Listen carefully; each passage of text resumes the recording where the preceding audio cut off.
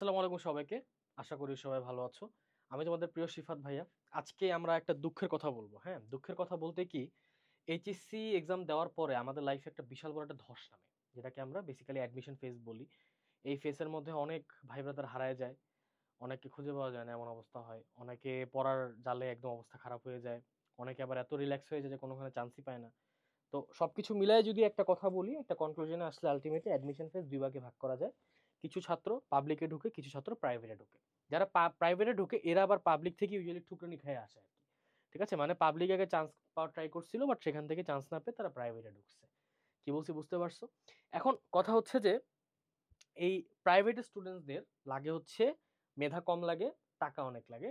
আর public স্টুডেন্টসদের জন্য কি টাকা লাগে না, টাকা অনেক কম লাগে, মেধা অনেক বেশি লাগে।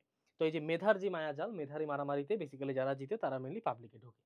হ্যাঁ? এদের পড়াশোনার কস্টটা মেইনলি সরকার বের করে আরকি। এই হচ্ছে কাহিনী। আচ্ছা। এখন আজকে আমরা যেটা নিয়ে ডিসকাস করব সেটা হচ্ছে যে অ্যাডমিশন স্ট্রাগল বা অ্যাডমিশন ফেসে আসলে কি ধরনের স্ট্রাগল ফেস করে প্রাইভেট এবং পাবলিক দুইটার পার্সপেক্টিভে। ঠিক আছে? আসো আমরা শুরু করি। প্রথমত আগে আমরা কি প্রসেস নিয়ে ডিসকাস করব, হ্যাঁ? প্রসেস নিয়ে ডিসকাস করলে আমরা যেটা দেখতে পারবো যে আমরা যদি এখানে ভাগ কাটি, এক পাশে আমরা লিখব প্রাইভেট, আরেক পাশে আমরা লিখব পাবলিক। ওকে? এখন প্রথমত আসি আগে যে তোমার এদের অ্যাডমিশন যে মানে ফেসটাই ফেসের মধ্যে যে প্রসেসটা কিরকম। প্রথমত প্রসেসটা ইউজুয়ালি যায় ওয়েবসাইটের ভিতরে, দুইটাতেই ওয়েবসাইটের ভিতরে যায়। এদের ওয়েবসাইটটা একটু বেশি মার্জিত, অর্থাৎ এখানে হ্যাসেল কম ফেস করবা, এখানে হ্যাসেল বেশি ফেস করবা। কি বলছি বুঝছো? এদের হ্যাসেল কম, এদের হ্যাসেল বেশি। এখানে কাহিনী আছে আবার, কারণ সরি, না আমি উল্টা লিখে ফেলছি। এদের হ্যাসেলটা কম, এদের হ্যাসেলটা বেশি। মানে এখানে রাইট পাবে প্রাইভেট ভার্সিটি। এখানে আমরা হিসাব আছে, হিসাবটা হচ্ছে যে প্রাইভেটের তুলনায় 10 থেকে 15 গুণ স্টুডেন্টস আর কি পাবলিক এক্সাম দেয়। তো আমি যদি সেটার কথাও চিন্তা করি আলটিমেটলি দেখা যাবে যে তোমার একটু প্রবলেম আছে আর কি। তারপরে আবার হচ্ছে গিয়ে তোমার এই যে এখানে যে অ্যাপ্লাই করবা, অ্যাপ্লাইয়ের জন্য তোমার এলিজিবল হইতে হবে। ঠিক আছে? এলিজিবিলিটি,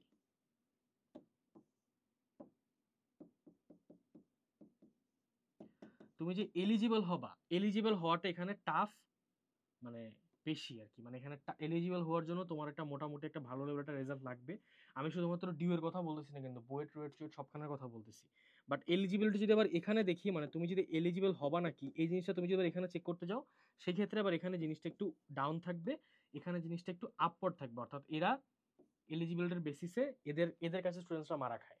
অনেক স্টুডেন্ট এক্সামে দিতে পারে না আর কি, এই হচ্ছে কাহিনী। তারপরও অ্যাপ্লিকেন্টস অনেক বেশি, সিট দিতে পারে না এমন অ্যাপ্লিকেন্টস আর কি। আর এদের এলিজিবিলিটি একটু কম, অর্থাৎ মানে এদের তুলনায় অনেক কম মেধাওয়ালা স্টুডেন্ট এইচএসসি রেজাল্ট খারাপ হইলেও বেসিক্যালি প্রাইভেট ভার্সিটিতে এসে এক্সাম দিতে পারে। কি বলছি বুঝতে পারছো? এরপর আমি যদি একটা বলি, সেটা হচ্ছে কি তোমার টোটাল অ্যাডমিশন যে প্রসেসটা বা প্রসেসটা একদম টোটাল প্রসেসটার কথা যদি আমি বলি, টোটাল প্রসেসের ভিতরে এদের হচ্ছে হেনস্থা কম হইতে হয়। ঠিক আছে? ইনফ্যাক্ট তোমার ব্র্যাকের মতন যে ভার্সিটিগুলা, এদের অ্যাডমিশন প্রসেস এতটা গুছানো যে বেসিক্যালি তোমার কারোর সাথে কথাও বলতে হবে না, তুমি জাস্ট এক্সাম দিয়ে চলে আসবা। ফর্ম সাবমিশন থেকে শুরু করে তোমার ইচ অ্যান্ড এভরিথিং সবকিছু ভার্সিটি দেখে নেবে। কি বলছি বুঝছো? কিন্তু এদের অ্যাডমিশন প্রসেসটা একটু মানে একটু ল্যাড়াচাড়া। কি বলছি বুঝতে পারছো? এদের অ্যাডমিশন প্রসেসটা একটু কঠিন। হ্যাঁ, এবং এখানে একটু মাথা টাথা খাটাইতে হয়। আর পরীক্ষা তো আছেই ভাই, পরীক্ষা তো একটা মার্কা মারা পরীক্ষা আছে। পরীক্ষা থেকে পাশ করার পরেও কম্পারেটিভলি এরা একটু স্টিল ঝামেলার মধ্যে পড়ে আর কি। কি বলছি বুঝছো? আবার এদের যে ওয়েটিং লিস্ট থাকে, এদের ওয়েটিং লিস্ট থেকে টানাটানি নিয়ে একটা সমস্যা হয়। এদের ওয়েটিং লিস্ট থেকে আবার টানাটানি নিয়ে কোনো সমস্যা হয় না, ডিরেক্ট মেল চলে যাবে, ওয়েটিং থেকে টান দিবে, সুন্দর মতন তুমি ভর্তি হয়ে যাবে। তো এই হচ্ছে মোটামুটি অ্যাডমিশন প্রসেসের দিক থেকে। এখান থেকে one of the biggest important জিনিস হচ্ছে এলিজিবিলিটি। তুমি যখন অ্যাডমিশন প্রসেসের ভিতর ঢুকবা, তুমি আগে দেখবা যে তোমার এইচএসসি রেজাল্ট কোনটারে সাপোর্ট করতেছে। তোমার এইচএসসি যদি পাবলিকে সাপোর্ট না করে, তুমি আগেই ভাই এখান থেকে বের হয়ে যাবা। এখানে তাও চেষ্টা করার দরকার নাই, আগে এখান থেকে বের হয়ে তুমি প্রাইভেটে ঢুকবা, এটা তুমি ঢুকতে বাধ্য। কিচ্ছু করার নেই, এখানে ঢুকতেই হবে। ঠিক আছে? আচ্ছা, এরপর আমি যদি বলি যে অ্যাডমিশন স্ট্রাগল বলতে আমি যেটা বোঝাচ্ছি সেটা হচ্ছে বেসিক্যালি যে তোমার এদের যেই মানে যদি আবার আমি মানে আটি, ধরো এই পাশে যদি আমি প্রাইভেট দেই আর এই পাশে যদি তোমাকে পাবলিক আমি দিই, সেক্ষেত্রে দেখা যাবে যে এদের প্রসিজারটা কম্পারেটিভলি অনেক শর্ট হয় আর এদের প্রসিজারটা লং হয়। কি বলছি বুঝছো?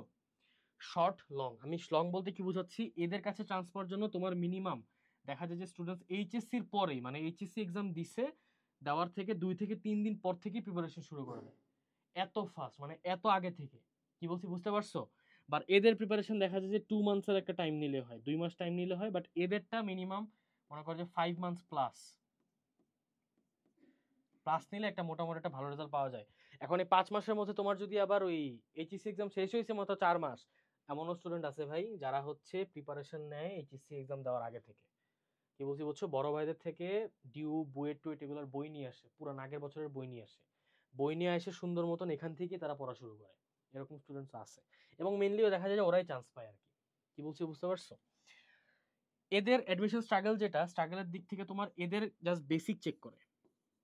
কি বলছি বুঝছো, এদের question pattern just basic check করে, কিন্তু এদের কোশ্চেন প্যাটার্নে তোমার অল ওভার সবকিছু চেক করবে, তুমি ইন্টিগ্রেশনের কি কি জানো সবকিছু চেক করবে। বাট এখানে জাস্ট একটু এনশিওর করবে যে তুমি ইন্টিগ্রেশন ডিফারেন্সিয়েশন গুলো বুঝো নাকি। হ্যাঁ, না বুঝলে তোমাকে আবার নিবে না।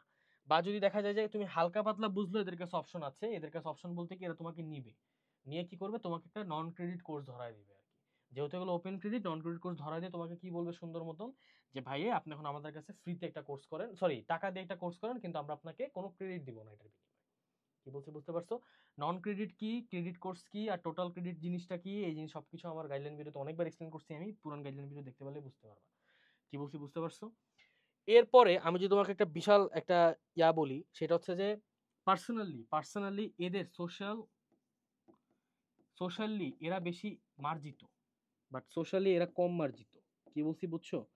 সোশ্যালি মার্জিত কম মার্জিত মানে বেশি মার্জিত বলতে আমি কি বুঝাচ্ছি, যে মানে পাবলিক ভার্সিটিতে পড়ে আপনার ছেলে, বুঝতেছই তো ভাই, প্রাইভেট ভার্সিটিতে পড়ে আপনার ছেলে, কি বলছি বুঝতে পারছো তো নাকি?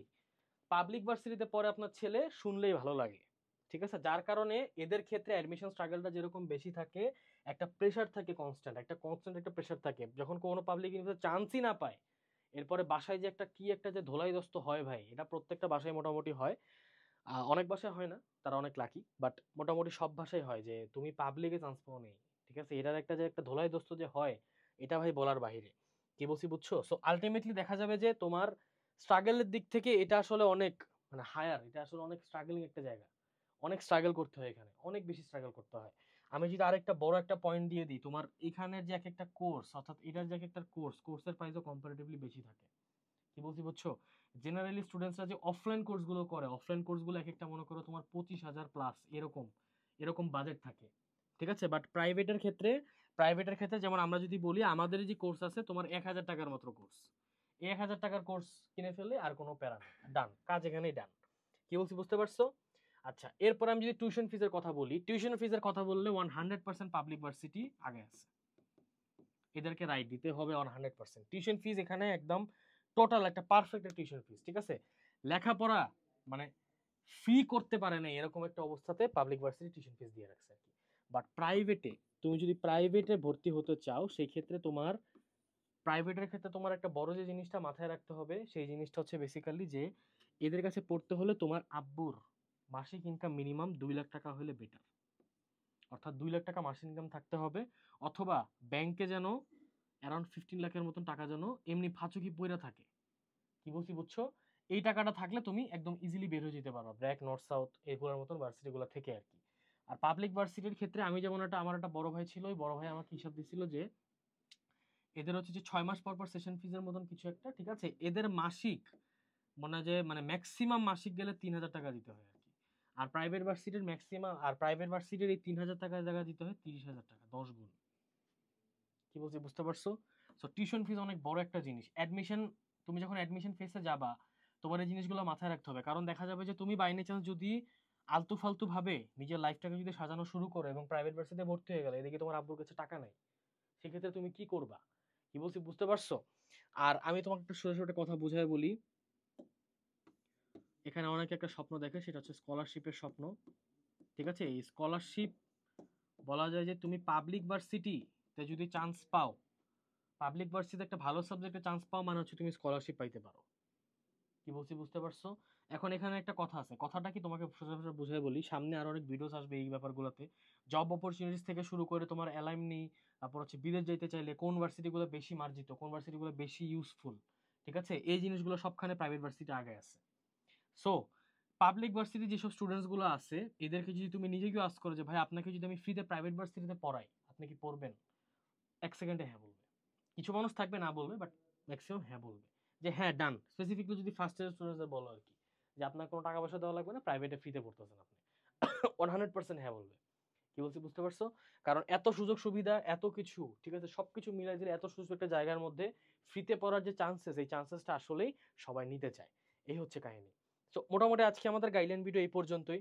তোমাদের যদি ফার্দার কোনো কোয়েশ্চেন্স থাকে অবভিয়াসলি আমাদের ইনবক্সে তোমরা আস্ক করতে পারো, অথবা কমেন্ট সেকশনে আস্ক করলেও হবে।